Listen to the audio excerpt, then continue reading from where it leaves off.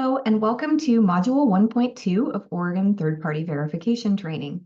This module covers the third-party verification process in detail. For any questions related to this training program, please contact us at 3pverify@deq.oregon.gov. We'll begin today by sharing where to find resources on our website. We'll then spend the majority of our time going through the verification process in detail. Let's get started. Because we will refer to it during this presentation, we wanted to show you where you can find DEQ's third-party verification website and what it contains. A link to the site is on the screen here, or you can just type Oregon Third-Party Verification into a search engine, and this should pop up. Information specific to the clean fuels and greenhouse gas reporting programs will appear in the box for the associated program, and the resources box on the right is where you can find information that applies to both programs. Information here is broken out by group, so individual verifiers, verification bodies, and responsible entities can find the information most pertinent to them. We'll use this slide throughout the presentation as we elaborate on the details of the various steps in the verification process. Activities that are the primary responsibility of the verification body are displayed in pink, and those that are the primary responsibility of the responsible entity are displayed in blue. Let's begin with how the responsible entity selects a DEQ-approved verification body. Lists of DEQ-approved verification bodies and verifiers can be found on our third-party verification program website under Information for Responsible Entities. Information from the Greenhouse Gas Reporting Program Responsible Entities page is displayed in the picture on the screen as an example, but there are separate lists for approved verification bodies for the Greenhouse Gas Reporting Program and Clean Fuels Program. Please note that only DEQ-approved verification bodies and verifiers may perform verification services in Oregon, and that the third-party verification rules limit the number of consecutive years a responsible entity can use the same verification body for its reporting. There are no DEQ fees associated with verification. Any fee that the verification body charges for services would be part of contracting discussions between the entity and its verification body. It is best practice for entities to check the approved lists each year prior to contracting a verification body, as verification body approvals do occasionally change. There are a few situations where the responsible entity may be asked to find a new verification body to work with. Examples include if a high conflict of interest is identified, if the verification body or its verifiers have had their DEQ approval suspended or revoked, or if DEQ requires the responsible entity to have its information re-verified. We'll discuss re-verification a bit later in the presentation. Once the entity has selected a verification body, it's time to submit a conflict of interest disclosure form to DEQ. The requirements for conflict of interest disclosure are contained in Oregon Administrative Rule 340, Division 272, Rule 500. The conflicts of interest evaluation is between the responsible entity and any verification bodies, verifiers, lead verifiers, sector-specific verifiers, independent reviewers, verifiers in training, and subcontractors intending to perform verification. The form is submitted by the verification body, but entities are encouraged to work with their verification bodies on completion of the form. Verification is not allowed to proceed until DEQ has approved the conflict of interest disclosure. And conflict of interest isn't just important during verification. It must also be monitored after the verification is completed to ensure no new conflicts arise. There are three potential categories for conflict of interest potential. The first is high potential conflict of interest. High potential conflict for interest cannot be mitigated, and the responsible entity will need to find a new verification body if a high potential conflict of interest is identified. Examples of high potential conflict of interest situations may be if the responsible entity and verification body share a board member, or if the verification body has provided consulting services to the responsible entity within the past 5 years. The second category of conflict of interest is medium conflict of interest potential. Examples of this may include if a family member of someone from the responsible entity works for the verification body, or if a member of the verification team provided an insignificant service to the responsible entity in the past 5 years. If a medium potential conflict of interest is identified, the responsible entity must submit a conflict of interest mitigation plan for approval by DEQ. A mitigation plan explains how the parties will mitigate the potential for conflict of interest. This may look like isolating a particular person from working on a verification team, or it might look like a change to the organizational structure of the verification body. The third and final category of conflict of interest potential is low potential conflict of interest. 3 conditions must be met in order for conflict of interest potential to be considered low. First, there must not have been any high conflicts of interest identified. Second, there must not have been any medium potential conflicts of interest identified. And third, the verification body cannot have provided verification services to the responsible entity for longer than the allowable 6 consecutive years. For clean fuels program entities and liquid fuel suppliers reporting to the Greenhouse Gas Reporting Program, all 3 PV forms, including the conflict of interest form, can be found on the DEQ third-party verification website and are administered in Adobe Sign. For entities that report to the Greenhouse Gas Reporting Program as permitted stationary sources, electricity suppliers, natural gas suppliers, and natural gas systems, the forms are all administered through Your DEQ Online. Related to conflict of interest, a quick word about communications between the parties involved in verification. The solid arrows shown here indicate where one party can freely communicate with another, and as you can see, free communication is allowable except under one circumstance. While verifiers and verification bodies can request information from the entity, they cannot advise the entity on calculation or reporting or on how to fix any identified errors. DEQ refers to this practice as consulting, and it is not allowed because the verification team needs to remain objective if the results of the verification are to be trusted. At around the same time that the conflict of interest disclosure is prepared and submitted, the verification body will prepare and submit a notice of verification services form to DEQ.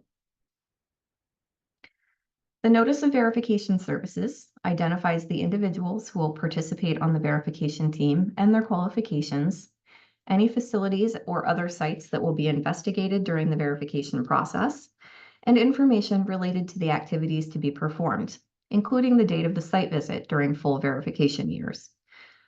It also indicates whether anything about the conflict of interest disclosure has changed prior to the start of verification. If any of the information in the Notice of Verification Services changes during the verification process, it's the responsibility of the responsible entity to make sure that their verification body submits an updated version of this form to DEQ. According to rule, there must be 14 days between the date of submission of the Notice of Verification Services form and any planned site visit, unless DEQ has approved an earlier date. This is to make sure all parties are sufficiently prepared to make the most of the site visit. Responsible entities can plan ahead to provide the verifier access to facilities and critical staff, and the verification body has time to review the entity's submitted reporting and prepare its plan for on-site review. Once the Notice of Verification Services form is submitted, the verification body and responsible entity will usually have a kickoff meeting. The next few slides cover what happens during the verification kickoff process. When the verification body and responsible entity begin meeting, they discuss the scope of the verification and other considerations. The verification body will make information requests of the responsible entity, and both parties discuss logistics of the site visit if required. This planning phase can be iterative, and it's when the verification body will start to assemble its strategic analysis and risk assessment to inform development of the verification and sampling plans. The verification plan is assembled by the verification body from the results of the initial conversations and transfer of information from the responsible entity. It includes the verification body's full plan for verification, as well as information collected from the responsible entity that allows the verification team to develop an understanding of the responsible entity's operations. These pieces of information may include, but are not limited to, facility or entity boundaries, accounting practices, staff training and qualifications, equipment calibration, methodologies used to quantify and report data, management systems, and documentation to confirm sources, sales, and purchases of electricity or fuel. As with other documentation generated during verification, DEQ may request to see the verification plan. The sampling plan is also developed by the verification body and is based on the body's strategic analysis of likely nature, scale, and complexity of verification. The sampling plan ranks data sources according to their level of risk. For example, data sources with the largest contribution to the data type being assessed, or data sources with the largest calculation uncertainty. It also includes qualitative narrative assessments of risk for different verification sources. For example, carbon intensity calculations for CFP program participants, or emissions calculations for those who report to the Greenhouse Gas Reporting Program. The sampling plan is a living document that is updated over time. The verification body will indicate which data sources were targeted for document reviews or data checks during the verification and provide a reasoning as to why. This document is also available to DEQ upon request. In a full verification year, once the verification plan and sampling plan have been developed, it's time for the verification body to conduct a site visit with the responsible entity. The site visit involves key staff of the responsible entity, as well as at least the lead verifier from the verification team and a sectoral expert if this is applicable. The visit takes place at the responsible entity's facility or the place where the responsible entity keeps its records if these are different. A site visit requires the verification body to provide at least 14 days of advance notice to the responsible entity so that the entity can ensure the relevant personnel will be available. During a site visit, the verification team will review the evidence used to develop the submitted report or fuel pathway application, review the responsible entity's data management systems and accounting practices, conduct interviews with key personnel, directly observe equipment, review financial transactions, and determine conformance with measurement accuracy, data capture, and missing data substitution requirements. Speaking of missing data, let's talk about what to do in case of a data loss. The verification team will be responsible for confirming whether the responsible entity has used the missing data provisions of their particular program, whether they used a reasonable temporary data collection procedure, or whether DEQ approved an alternate method for missing data substitution. OAR 340-253 contains the missing data provisions for Clean Fuels Program participants, while 40 CFR Part 98 provides guidance for Greenhouse Gas Reporting Program participants about missing data. If the entity knows that a loss of data has occurred and would like DEQ to approve an alternate method of data substitution, it's a good idea to get in touch with us in advance of the verification. Now let's talk about data checks. Data checks are used by the verification team to determine accuracy of data and ensure that the submitted report or fuel pathway application is free from material misstatement and conforms to the applicable rules. It draws on the risk assessment by the verification body would have developed as part of its sampling plan. The extent of data checks required is up to the professional judgment of the verification team and will depend on their evaluation of what is needed to establish reasonable assurance. The basic requirements of a data check are that the verification team traces data to its origin, reviews data compilation and collection procedures, checks accuracy of calculations, reviews calculation methodologies, checks meter and instrumentation measurement accuracy and calibration, and performs a detailed review of other information according to the type of facility and type of report being verified. Data checks also sometimes discover correctable issues with the information being verified, and the responsible entity must address these. The definition of a correctable error is an error identified by the verification team that impacts data in the submitted report or fuel pathway application, which results from a nonconformance with the applicable rule. Not every error identified will be classified as a correctable error.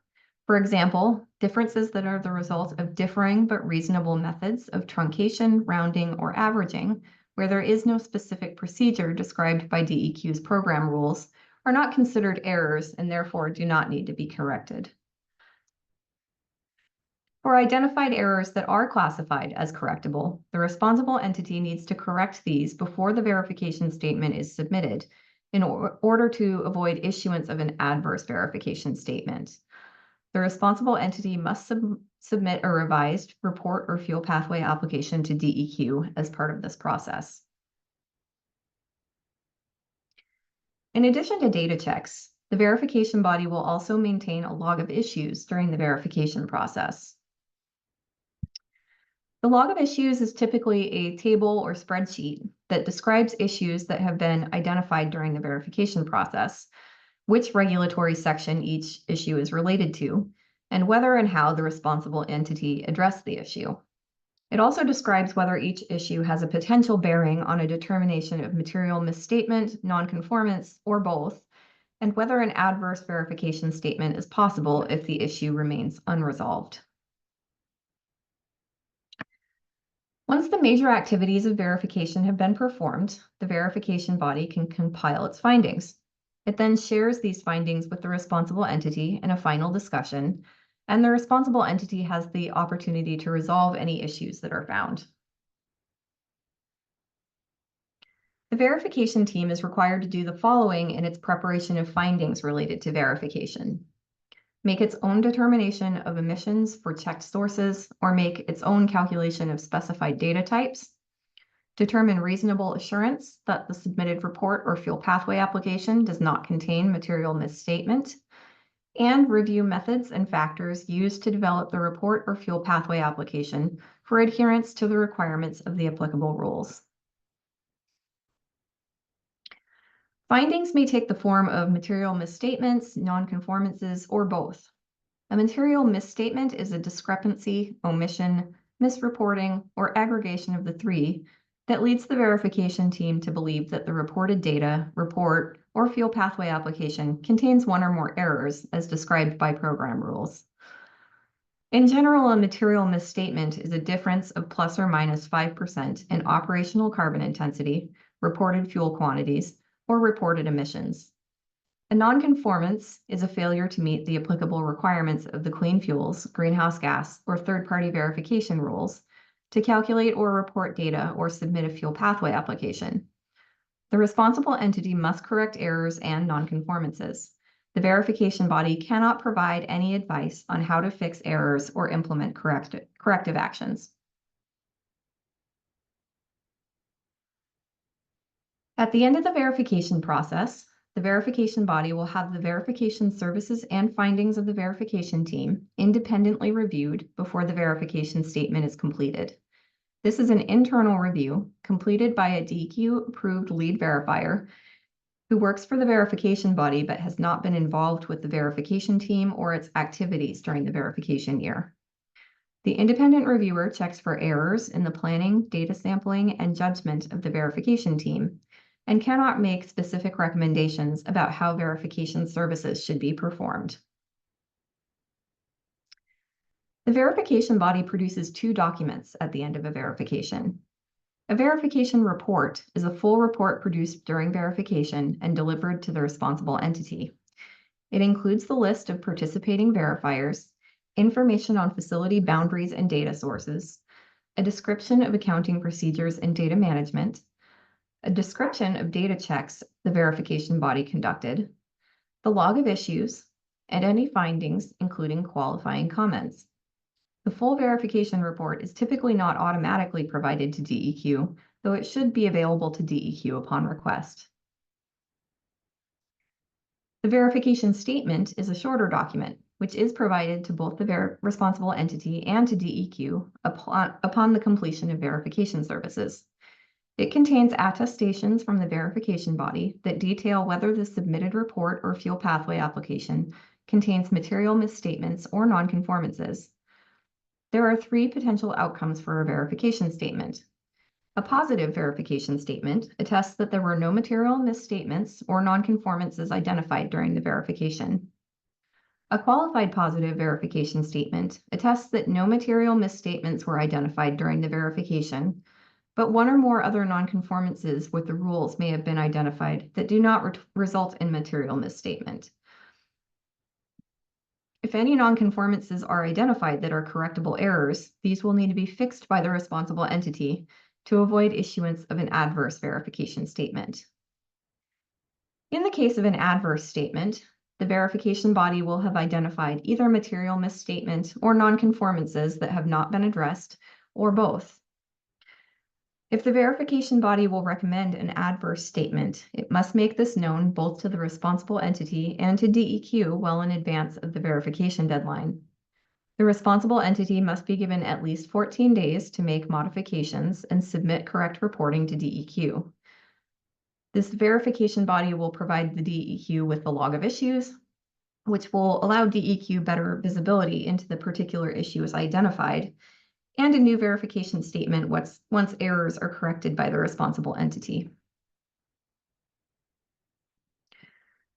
For qualified positive and adverse verification statements, the statement contains the verification body's explanation of any nonconformances or material misstatements identified, and which regulatory sections the nonconformances or material misstatements correspond to. If the statement is qualified positive, the verification body will need to explain why the nonconformances identified do not result in material misstatement. If for any reason the responsible entity disagrees with its verification body about a nonconformance or material misstatement because of a disagreement over application of the clean fuels, greenhouse gas reporting, or third-party verification rules, it can petition DEQ for a final decision regarding the verifiability of the submitted report or fuel pathway application, so long as it does so prior to the verification deadline. It is therefore important to make sure the verification body and responsible entity are able to schedule verification activities with enough time left over for a petition to be submitted before the verification deadline, if this becomes necessary. If the responsible entity decides to file such a petition with DEQ, it must include all information it believes is necessary for DEQ to make a final determination. Both the responsible entity and verification body will need to be responsive to requests for additional information by DEQ. DEQ will review all submitted information and determine whether any modifications are necessary for the verification body to issue a positive or qualified positive verification statement, or if such a statement could be issued without modifications based on the information submitted. DEQ will notify both the responsible entity and the verification body of its final determination. Once the verification body has shared its findings with the responsible entity has had time to correct any errors, and the verification statement has been finalized, it is submitted to both the responsible entity and to DEQ. Verification statements are generally due on August 31st of each year, with the exceptions that verification statements for electricity suppliers and asset controlling suppliers reporting to the Greenhouse Gas Reporting Program are due on September 30th. DEQ reviews each statement and retains full authority to approve, modify, or reject each verification statement submitted. It can also issue an adverse verification statement, even if in cases where this was not the recommendation of the verification body, if it has information to support such a conclusion. There are also other circumstances under which DEQ can issue an adverse verification statement. These include if the responsible entity did not submit its reporting or fuel pathway application on time, if the verification never took place or was never completed, or if DEQ finds any other violation of third-party verification program rules, Clean Fuels Program rules, or Greenhouse Gas Reporting Program rules. If a verification body submits a positive or qualified positive verification statement to DEQ, DEQ may require the responsible entity to have the report or fuel pathway application re-verified by a different verification body within 90 days if DEQ finds a high level of conflict of interest existed between the verification body and the responsible entity, or if it finds a conflict of interest has arisen through the conflict of interest monitoring requirement. The DEQ, the verifier or verification body's approval is modified, suspended, or revoked by DEQ. If an error is identified that affects emissions for the greenhouse gas reporting program or credit and deficit calculations for clean fuels, or if DEQ finds errors later while auditing the verification body. Though the verification process is iterative and the responsible entity will be provided with ample opportunity to fix identified errors, DEQ does still retain the ability to pursue enforcement action under the provisions of OAR Chapter 340, Division 12. Division 12 classifies violations that are subject to enforcement according to type and severity and outlines the penalties for each. There are violation types that apply specifically to Clean Fuels Program rules, Greenhouse Gas Reporting Program rules, and third-party reporting rules. It's a good idea to review these so that you're familiar with the types of violations that apply to reporting and verification. And as a side note, enforcement only applies to responsible entities and not to verification bodies. Once DEQ has reviewed the verification statement and taken any action it deems necessary based on the circumstances of the verification, it will notify the verification body and responsible entity that the verification requirement has been satisfied for the year. At the conclusion of verification, the entity can expect to receive a copy of the full verification report from its verification body, which should include the verification plan, data checks, log of issues, and verification findings. The body should also provide the entity with a copy of the verification statement, which it will have also submitted to DEQ. This concludes Module 1.2. Thank you for attending. If you have any questions about the course, please email us at 3pverify@deq.oregon.gov.